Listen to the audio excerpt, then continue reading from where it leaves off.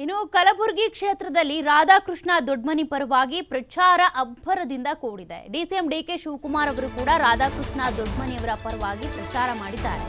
ಜೇವರ್ಗಿ ಪಟ್ಟಣದಲ್ಲಿ ಬಹಿರಂಗ ಸಮಾವೇಶ ಮಾಡಿ ಮತಬೇಟೆಗಿಳಿದಿದ್ದಾರೆ ಕಾಂಗ್ರೆಸ್ನ ಅನೇಕ ನಾಯಕರು. ಸಿಎಂ ಸಿದ್ದರಾಮಯ್ಯ, ಡಿಸಿಎಂ ಡಿಕೆ ಶಿವಕುಮಾರ್, ಲಕ್ಷ್ಮಣ ಸವದಿ ಸೇರಿದಂತೆ ಅನೇಕರು ಕೂಡ ಸಮಾವೇಶದಲ್ಲಿ ಭಾಗಿಯಾಗಿ ಮಲ್ಲಿಕಾರ್ಜುನ್ ಖರ್ಗೆ ಅವರ ಅಳಿಯ ರಾಧಾಕೃಷ್ಣ ದೊಡ್ಮನಿಯವರ ಪರವಾಗಿ ಮತಯಾಚನೆ ಮಾಡಿದ್ದಾರೆ.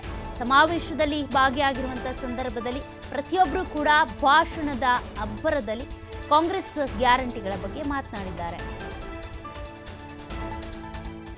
ತೀರಿಸುವಂತ ಕೆಲಸ ಏನು ಇವತ್ತು ನಮ್ಮ ಧರಮ್ ಸಿಂಗ್ ಅವರ ಆದಿಯಲ್ಲಿ ಇವತ್ತು ಅಜಯ್ ಸಿಂಗ್ ಅವರು ನಡ್ಕೊಂಡು ಬಂದಿದ್ದಾರೆ. ಅದು ಬಹಳ ಚೆನ್ನಾಗಿ ಉತ್ತಮ ಕೆಲಸ ಕೂಡ ಮಾಡ್ತಾ ಇದ್ದಾರೆ. ಈಗ ಅನೇಕ ಕಾರ್ಯಕ್ರಮದ ಬಗ್ಗೆ ನಿಮ್ಮ ಕ್ಷೇತ್ರದ ಬಗ್ಗೆ ಕೊಟ್ಟಿದ್ದಾರೆ. ನೀರಾವರಿ ಯೋಜನೆ ಬಗ್ಗೆ ಕೊಟ್ಟಿದ್ದಾರೆ, ನನಗೂ ಕೊಟ್ಟಿದ್ದಾರೆ. ಈಗಾಗಲೇ ಟೆಂಡರ್ ಕರೆಯುವಂತ ಸ್ಟೇಜ್ ಅಲ್ಲಿ ಇದೆ. ಇದು ಯಾವ್ದಾದ್ರು ಮಲ್ಲಾಬಾದ್ ಹೇತ ನೀರಾವರಿ ಯೋಜನೆ ಬಗ್ಗೆ 300 ಚಿಲ್ಲರೆ ಕೋಟಿ ರೂಪಾಯಿ ಈಗಾಗಲೇ ನಾವು ನಮ್ಮ ಇಲಾಖೆಯಲ್ಲಿ ಎಲ್ಲ ಏನೇನ್ ಬೇಕೋ ವ್ಯವಸ್ಥೆ ಮಾಡಿದ್ದೇವೆ. ಹತ್ರ ಬರ್ತಾ ಇದೆ. ನಿಮ್ದೇನಪ್ಪಾ ಅಂದ್ರೆ ಅವ್ರಿಗೆ ಶಕ್ತಿ ತುಂಬೋದು, ನಮ್ಮ ಕೆಲಸ ನಿಮ್ಗೆ ಶಕ್ತಿ ತುಂಬುವಂಥದ್ದು. ಆ ಕೆಲಸವನ್ನ ಈ ಸಂದರ್ಭದಲ್ಲಿ ಮಾಡ್ತೇವೆ. ಈಗ ಖರ್ಗೆ ಸಾಹೇಬ್ರನ್ನ ನೀವೆಲ್ಲ ಕೈ ಹಿಡಿಲಿಲ್ಲ. ನಾನು ಒಂದು ಮಾತು ಹೇಳ್ತೀನಿ ಕೇಳಿ. ನಾನು ಆಗಾಗ ಹೇಳ್ತಾ ಇದ್ದೀನಿ, ಒಂದು ಮಾತು ಹೇಳ್ತಾ ಇದ್ದೀನಿ. ಮನುಷ್ಯನ ಹುಟ್ಟು ಆಕಸ್ಮಿಕವಾದ್ದು, ಸಾವು ಅನಿವಾರ್ಯ, ಜನನ ಉಚಿತ, ಮರಣ ಖಚಿತ. ಈ ಹುಟ್ಟು ಸಾವಿನ ಮಧ್ಯದಲ್ಲಿ ನಾವ್ ಏನ್ ಮಾಡ್ದೋ ಅನ್ನೋದು ಬಹಳ ಮುಖ್ಯ. ನಮ್ಮ ಲಕ್ಷ್ಮಣ್ ಸವದಿ ಅವರು ಬಹಳ ಚೆನ್ನಾಗಿ ಹೇಳಿದ್ರು. ಇವತ್ತೇನು ನಮ್ಮ ಭಾರತದ ಸಂವಿಧಾನವನ್ನ ನಿಮ್ಮ ಬದುಕಿಗೋಸ್ಕರ ಈ ನಮ್ಮ ಕಲ್ಯಾಣ ಕರ್ನಾಟಕಕ್ಕೆ ಒಂದು ದೊಡ್ಡ ಶಕ್ತಿ ಕೊಟ್ಟು, ಒಂದು ಭಾಗ್ಯ ಕೊಟ್ಟು, ಇವತ್ತು ನಿಮ್ಮ ಜೀವನ, ನಿಮ್ಮ ಮಕ್ಕಳು, ನಿಮ್ಮ ಭವಿಷ್ಯಕ್ಕೆಲ್ಲ ಕೂಡ ಒಂದು ದೊಡ್ಡ ಅಡಿಪಾಯವನ್ನ ಯಾರು ಇಡೀ ದೇಶದ ಉದ್ದಗಲೂ ಕೂಡ ಕಾಶ್ಮೀರಿಂದ ಕನ್ಯಾಕುಮಾರಿವರೆಗೂ ಯಾವ್ದಾರು ಒಬ್ಬ ನಾಯಕ ಹಾಕೊಟ್ಟಿದ್ದಾರೆ ಅಂತಂದ್ರೆ ಆವತ್ತಿನ ಕಾಲದಲ್ಲಿ ಮಲ್ಲಿಕಾರ್ಜುನ್ ಖರ್ಗೆ ಅವರು ಧರಮ್ ಸಿಂಗ್ ಅವರ ಜೊತೆಯಲ್ಲಿ ಸೇರಿ ನಿಮ್ಗೆ ಒಂದು ದೊಡ್ಡ ಶಕ್ತಿಯನ್ನು ಕೊಟ್ಟಿದ್ದಾರೆ. ಆ ಶಕ್ತಿಗೆ ಇವತ್ತು ನೀವು ಋಣವನ್ನ ತೀರಿಸುವಂತ ಒಂದು ದೊಡ್ಡ ಅವಕಾಶ ನಿಮ್ಮ ಕೈಯಲ್ಲಿದೆ. ಅದನ್ನ ಕಳ್ಕೊಳ್ಳಬಾರದು ಅಂತ ಹೇಳಲಿಕ್ಕೆ ಈ ಸಂದರ್ಭದಲ್ಲಿ ನಾನು ನಿಮ್ಮ ಮುಂದೆ ನಿಂತಿದ್ದೇನೆ. ಇವತ್ತು ತಾವೆಲ್ಲ ನೋಡಿದ್ದೀರಿ ಗುಲ್ಬರ್ಗದಲ್ಲಿ ESI ಹಾಸ್ಪಿಟ್ಲು. ಏರ್ಪೋರ್ಟ್ ಬಿಡಿ, ಏರ್ಪೋರ್ಟ್ ಏನೋ ದೊಡ್ಡವರು ಓಡಾಡ್ತಾರೆ. ಆದ್ರೆ ESI ಹಾಸ್ಪಿಟ್ಲು ಅದು ಎಂತ ಏನು ಸುಮಾರು 2,000 ಕೋಟಿ ರೂಪಾಯಿ ವೆಚ್ಚದ ಹಾಸ್ಪಿಟ್ಲು. ಕೂಲಿ ಕಾರ್ಮಿಕರ ಮಕ್ಕಳಿಗೆ, ಇವತ್ತೆಲ್ಲ ಬಡವರಿಗೆ ಮೆಡಿಕಲ್ ಕಾಲೇಜು ಎಲ್ಲ ವ್ಯವಸ್ಥೆ. ಈ ಇತಿಹಾಸ ಇರೋವರೆಗೂ ಸುಮಾರು ಒಂದು 500 ವರ್ಷ ಆ ಬಿಲ್ಡಿಂಗ್ ಯಾರು ಏನು ಮಾಡ್ಲಿಕ್ಕೆ ಸಾಧ್ಯ ಇಲ್ಲ. ಒಂದು 20 ತಲೆಮಾರು ಆ ಬಿಲ್ಡಿಂಗು ತಮ್ಮ ಭವಿಷ್ಯ, ತಮ್ಮ ಜನರ ಭವಿಷ್ಯ. ನಾನು ನೋಡಿದ್ದೀನಿ. ಒಳಗಡೆ ಒಂದು ದೊಡ್ಡ ಹಾಲ್ ಇದೆ. ನಮ್ಮ KB ಎಂಪ್ಲಾಯೀಸ್ ಎಲ್ಲ ಕರೆಸಿ ಒಂದು ಸಮಾವೇಶ ಮಾಡಿದೆ. ಇಡೀ ರಾಜ್ಯದಲ್ಲಿ ಎಲ್ಲೂ ಇಲ್ಲ ಅಂತ ಒಂದು ಕಾನ್ಫರೆನ್ಸ್ ಹಾಲು, ಅಂತ ಒಂದು ದೊಡ್ಡ ಕಟ್ಟಡವನ್ನ ಸೋನಿಯಾ ಗಾಂಧಿ ಅವರು ಬಂದು ಅವ್ರದೇ ಕಾಲದಲ್ಲಿ ಉದ್ಘಾಟನೆ ಮಾಡಿದನ್ನ ಭೂಮಿ ಪೂಜೆ ಮಾಡಿ ಅವ್ರದೇ ಕಾಲದಲ್ಲಿ ಉದ್ಘಾಟನೆ ಕೂಡ ಮಾಡಿದ್ರು.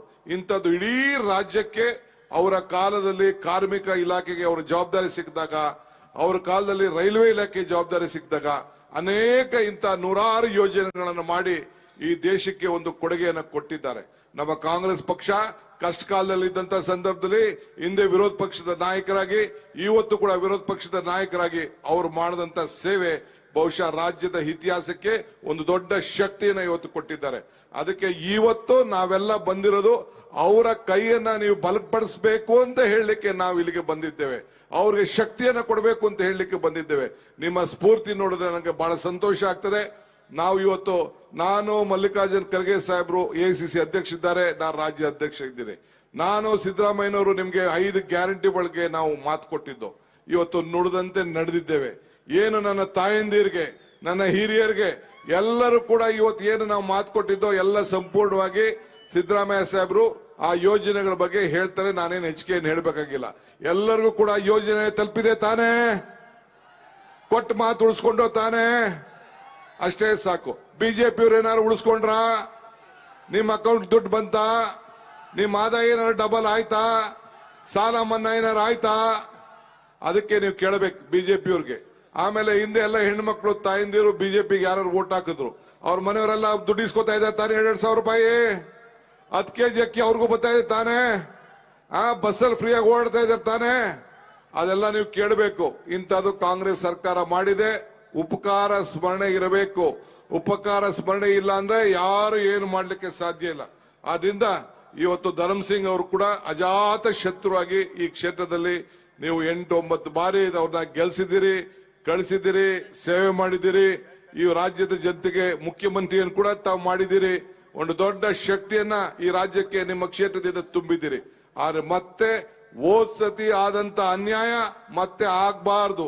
ಏನಾದ್ರು ಧರ್ಮಸಿಂಗ್ ಅವರ ಆತ್ಮಕ್ಕೆ ಶಾಂತಿ ಸಿಗಬೇಕು, ನಿಮ್ ಕ್ಷೇತ್ರದ ಎಲ್ಲ ವರ್ಗದ ಜನರನ್ನ ಕಾಪಾಡಿದ್ದಾರೆ ಅನ್ನೋದೇನಾದ್ರು ಗಮನದಲ್ಲಿ ಇದೆ ಅಂತಂದ್ರೆ ನಾನು ಯಾವಾಗ್ಲೂ ಒಂದು ಮಾತಾಡ್ತಾ ಇರ್ತೀನಿ.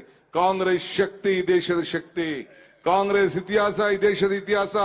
ಕಾಂಗ್ರೆಸ್ ಅಧಿಕಾರಕ್ಕೆ ಬಂದ್ರೆ ಎಲ್ಲ ವರ್ಗದ ಜನರ ಅಧಿಕಾರಕ್ಕೆ ಬಂದಂಗೆ ಅಂತೇಳಿ, ಹಂಗೆ ಇವತ್ತು ಎಲ್ಲ ವರ್ಗದ ಜನರು ಇವತ್ತು ಅಧಿಕಾರ ಬಂದಂಗೆ ಇವತ್ತು ಧರ್ಮಸಿಂಗ್ ಅವರು ಇಲ್ಲಿ ಕೆಲಸ ಮಾಡಿದ್ದಾರೆ.